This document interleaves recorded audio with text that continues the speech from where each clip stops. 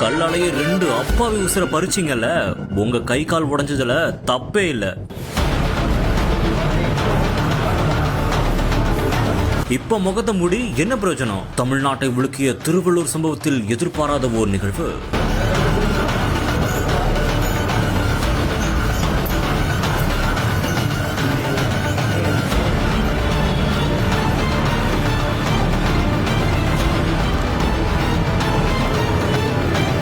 திருவள்ளூர் மாவட்டம் ஒண்டிக்குப்பம் திருப்பதி சென்னை தேசிய நெடுஞ்சாலையில் இருசக்கர வாகனத்தில் அதிவேகமாக சென்றவர்களிடம் ஏன் இவ்வளவு வேகமாக வாகனம் ஓட்டுகிறீர்கள் என்று வங்கி ஊழியர் மற்றும் நிதி நிறுவன ஊழியர் கேள்வி கேட்டதாக தெரிகிறது. அப்போது அங்கிருந்த 4 பேர் கொண்ட கும்பல் அவர்களை கல்லால் அடித்தே உயிரை பறித்ததாகவும் கூறப்படுகிறது. இந்த ஒரு சம்பவத்தில் பார்த்திபன் மற்றும் சுகுமார் அநியாயமாய் உயிர் பிரிந்துள்ளனர்.